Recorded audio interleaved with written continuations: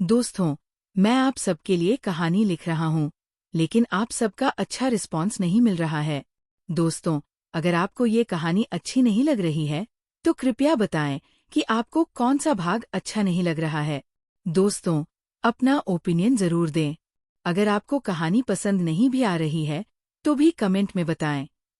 दोस्तों, तो अब आप सब कहानी का अगला भाग सुने। जिया ने गुस्से में सबसे पहले उस मैनेजर को थप्पड़ मारा, क्योंकि उसका गुस्सा शांत ही नहीं हो रहा था। वही मैनेजर तो बेहोश ही हो गया, और वो एम्प्लॉय डर के मारे साइड में दुबकी हुई थी। उसे कुछ समझ नहीं आ रहा था कि यहाँ क्या हो रहा है, लेकिन अब उसे समझ आ गया था कि उसने गलत लोगों को नाराज कर दिया है।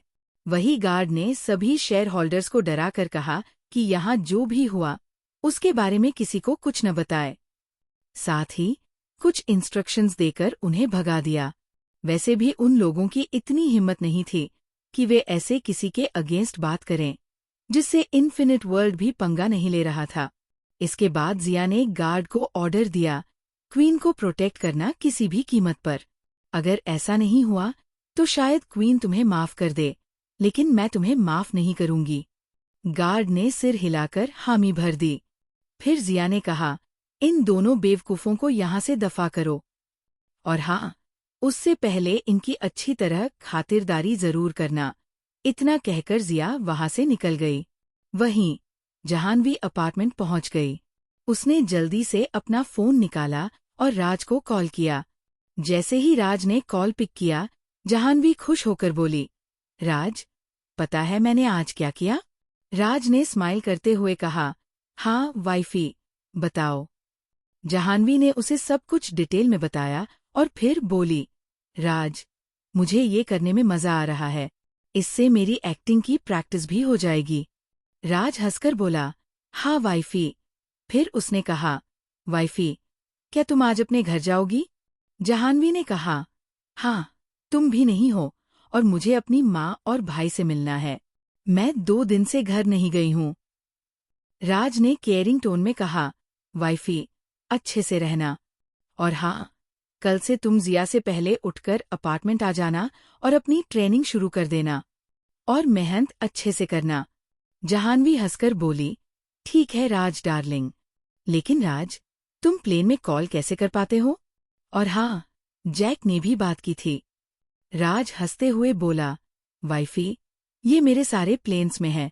जहानवी शॉक्ड होकर बोली, राज, तुम्हारे पास बहुत सारे प्लेन्स भी हैं क्या? राज ने लापरवाही से कहा, हाँ, मुझे याद नहीं कितने हैं। ये सब जैक देखता है, जरूरत पड़ने पर वही खरीदता है। जहानवी चौंककर बोली, मैं तो अभी तक कभी भी प्लेन में नहीं बैठी हूँ। राज सीरियस होकर बोला, वाइफी, अब तुम्हारी अलग आइडेंटिटी है। और हाँ, कभी भी अपने गरीब या मिडिल क्लास होने पर दुखी मत होना, क्योंकि जितना पैसा आता है, उतनी जिम्मेदारी भी आती है, और उतना ही सुकून गायब हो जाता है। तुम्हारे दुश्मन बढ़ जाते हैं, और बहुत से लोग तुम्हारे अगेंस्ट प्लानिंग और प्लॉटिंग करने लगते हैं। जहानवी फिक्रमंद होकर बोली, क्या तुम्हें भी जान का खतरा है, राज? राज ने कहा, हाँ वाइफी, है। नहीं तो मैं इतने सारे बॉडीगार्ड्स क्यों रखता? जहानवी टेंशन में आकर बोली, लेकिन राज। राज ने उसे शांत करते हुए कहा, वाइफी, डरो मत। आज तक वो सब मेरा चेहरा तक नहीं देख पाए हैं। और वाइफी, किसी के डर से हम अपनी जिंदगी जीना तो नहीं छोड़ सकते ना? कभी भी किसी के साथ कुछ भी हो सकता है, तो हमें हर पल अच्छे से जीना चाहिए। जहानवी ने सिर हिलाकर कहा, हाँ राज, ये जिंदगी बड़ी अजीब है। जिनके पास पैसे नहीं होते, वो पैसे बनाना चाहते हैं। राज बोला, वाइफी, पैसे बनाना गलत नहीं है। खूब पैसे बनाओ, लेकिन अपनी खुशी को पैसे से मत जोड़ो, नहीं तो तुम कभी खुश नहीं रह पाओगी। राज हंसते हुए बोला, इसीलिए तो मैं तुमसे कहता हूँ, जो करना है, करो, और खुलकर करो। दुनिया की परवाह मत करो। जहानवी हंसकर बोली, हाँ हाँ, वेरी फनी। राज, तुम्हारे आने से पहले मैं एक आम लड़की थी, जिसे सिर्फ पैसे कमाने थे और फिर अपने सपने पूरे करने थे। अब भी हूँ, लेकिन अब मेरा एक दूसरा रूप भी है। तो अब जिंदगी ज्यादा इंटरेस्टिंग हो गई है। राज हंसकर बोला, हाँ वाइफी, तुम बस खुश रहो। और हाँ, कल से ट्रेनिंग स्टार्ट कर देना। और अपने साथ कोई बॉडीगार्ड भी ले जाना, जो तुम्हारी कंपनी का ध्यान भी रखेगा और सबको ट्रेनिंग भी देगा। जाह्नवी ने एक्साइटेड होकर कहा, हाँ, ये अच्छा आइडिया है।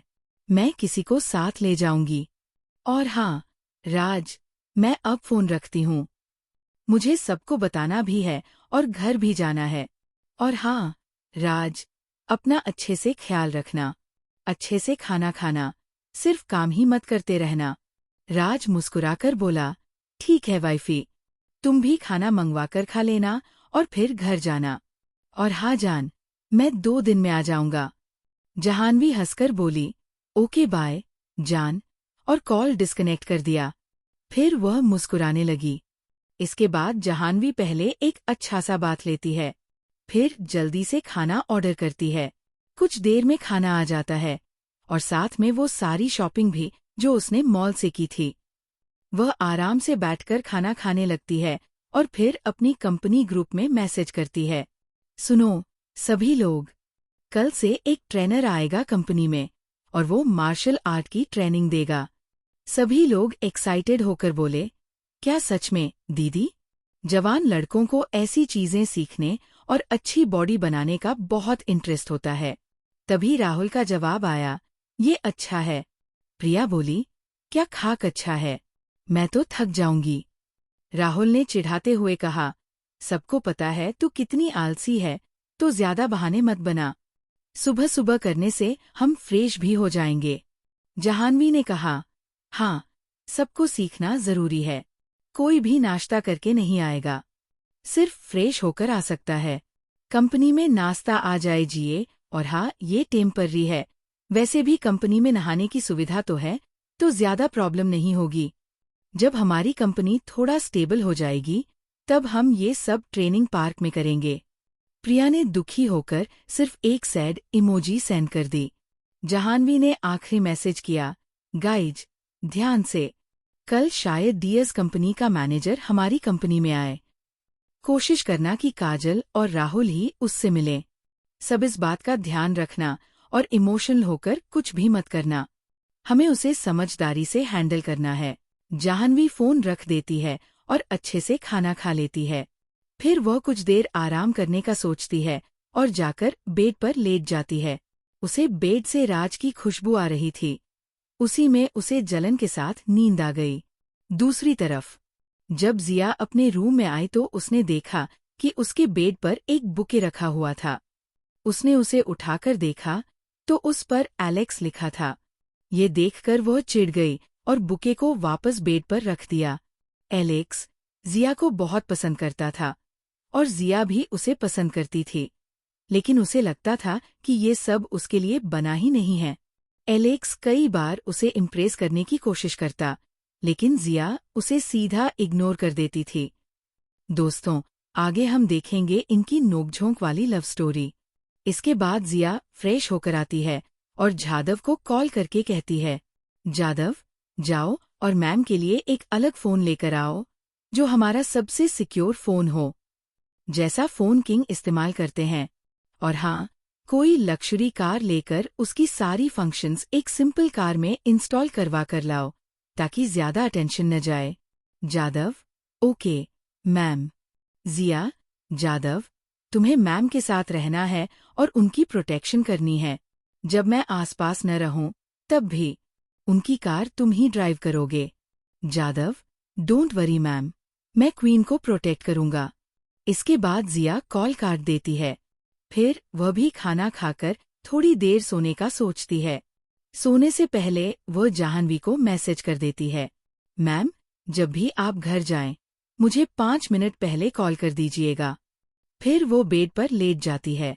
उधर लंदन में राज की फ्लाइट लंदन एयरपोर्ट पर लैंड कर चुकी थी। एक आदमी, जिसके चेहरे पर मास्क और ब्लैक गॉगल्स थे, वो बाहर निकला। उसके पीछे जैक चल रहा था। वीआईपी गेट को गार्ड्स ने घेर रखा था। वहां से 500 मीटर के रेडियस में कोई और नहीं था। कुछ देर बाद 10 गाड़ियों की एक सीरीज आकर लगी और राज व जैक बीच वाली गाड़ी में बैठ गए। कुछ देर बाद उनकी कार एक महल जैसे बंगले के सामने रुकी। उस बिल्डिंग के चारों तरफ ब्लैक सूट पहने गार्ड्स बड़े गन्स के साथ खड़े थे। उनके 1 किलोमीटर के रेडियस में कोई और घर या विला नहीं था। राज और जैक अंदर जाते हैं। वहां एक आदमी पसीने से भीगा बैठा था। वह राज की लंदन ब्रांच का सीईओ था। राज जाकर किंग वाली चेयर पर बैठ गया और जैक उसके बगल में। जैक, बता क्या हुआ था? सीईओ, सर, मैं एक दिन कंपनी नहीं गया था। उसी दिन एक फाइटर ग्रुप आया जो लंदन को एक्वायर करना चाहता है। वे लोग हमसे पैसे लेने आए थे। उन्हें लंदन के ऑपोजिशन का सपोर्ट है और शायद पीछे से कोई ग्रुप उन्हें फंडिंग दे रहा है। वे लोग हमारी कंपनी के शेयर्स गिराना चाहते हैं। वे काफी पहले से इस प्लान पर काम कर रहे थे। सीईओ ने डरते डरते राज और जैक को देखा और कहा, I am sorry, sir. Jack, हमारे कितने लोग मारे गए और क्या उन्हें सही कॉम्पेंसेशन मिला? जो घायल है, क्या उनका इलाज बेस्ट हॉस्पिटल में हो रहा है? सीईओ, सर, घायल लोगों का इलाज चल रहा है, लेकिन कॉम्पेंसेशन। इतना कहकर वह चुप हो गया। राज की दमदार आवाज गूंजती है, तुम इसे डील करो, ये तुम्हारा लास्ट चांस है। और हाँ, अब तुम्हें 6 महीने की सैलरी नहीं मिलेगी। मैं गवर्नमेंट से डील करके हमारी कंपनी के स्टॉक्स ऊपर लाऊंगा, लेकिन जब तक मैं ये सब करूं, मुझे वो गैंग लंदन में दिखना नहीं चाहिए। कोई हमारी पावर को चैलेंज न कर सके। सीईओ, किंग, डोंट वरी, मैं उन्हें नहीं छोड़ूंगा। जैक, पहले काम करो, अगर नहीं हुआ तो मुझे बताओ। सीईओ हड़बड़ाकर, नहीं, सर, ये हम कर लेंगे। राज, एलेक्स की तरफ देखकर, और तुम पता करो, यहाँ कौन हमारे दुश्मन का खबरी बना हुआ है। तुम्हारे पास सिर्फ कल तक का टाइम है। एलेक्स, जानते हो ना, धोखेबाजों के साथ हमें क्या करना होता है? Alex, yes, boss. फिर वो शैतानों की तरह मुस्कुराता है। आज रात शायद लंदन में कोई नहीं सो पाएगा, क्योंकि आज किंग का डर लंदन में दिखेगा। इसके बाद राज अपने बेडरूम में चला जाता है और सीईओ, एलेक्स व जैक अपने अपने काम में लग जाते हैं। उधर सीईओ बाहर जाकर पासे, आज लंदन देखेगा किंग की पावर। मैं उन कमीनों को नहीं छोड़ने वाला। उनकी वजह से मुझे बॉस से डांट सुननी पड़ी। अच्छा हुआ उन्होंने सिर्फ 6 महीने की सैलरी काटी और कुछ नहीं किया। अब अपने आदमियों को ऑर्डर दो, वे सब उस गैंग के मैन को ट्रैक करना शुरू करें। मैं खुद उनकी जिंदगी का फैसला करूंगा। उन्हें मासूम लोगों को मारने और घायल करने में मजा आता है ना? अब मैं उन्हें नर्क दिखाऊंगा। इतना कहकर वो डेविल की तरह हंसने लगता है और उसका पार डर के मारे पसीना पसीना हो जाता है।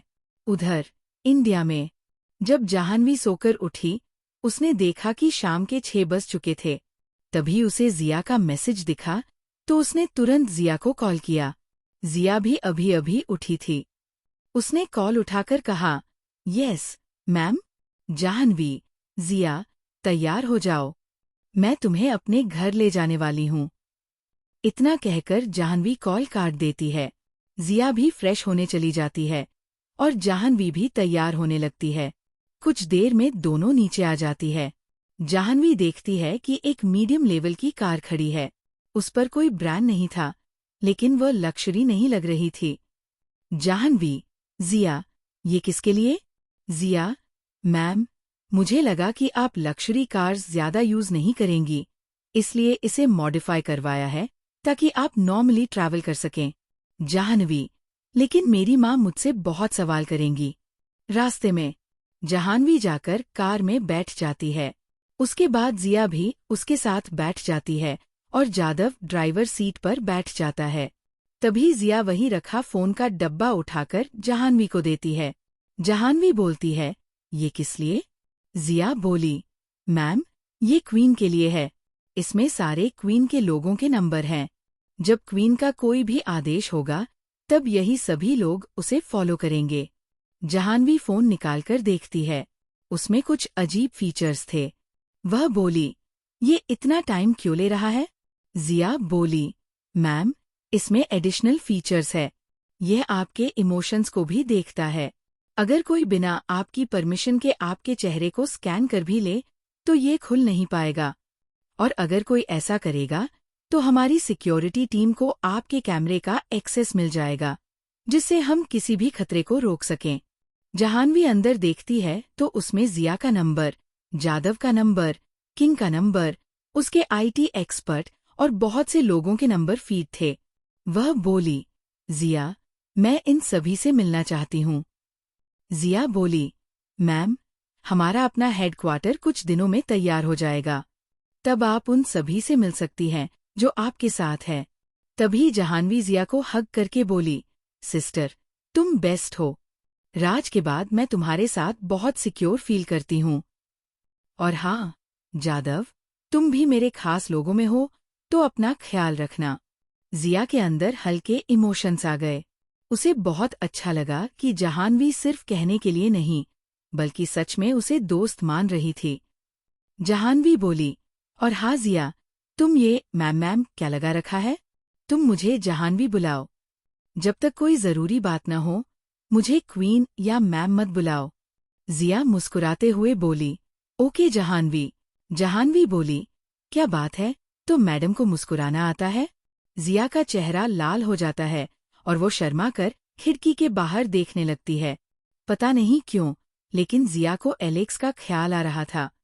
और वही बेचारा जैक छींक पर छींक मारे जा रहा था। कौन कमबख्त मुझे याद कर रहा है? बेचारे को पता ही नहीं था कि उसके गुलाब का असर हो रहा है। उसकी पत्थर दिल जिया के ख्यालों में वह चल रहा है। शायद ये पता होता तो आज वह अपने दुश्मनों को भी माफ कर देता। जहानवी की कार उसके घर की तरफ निकल जाती है। हाँ दोस्तों, आज का एपिसोड यही खत्म होता है। बताएं, कैसी लगी कहानी? आप सभी के प्यार के कारण ही मैं आप सभी के लिए खुद कहानी लिख रहा हूँ।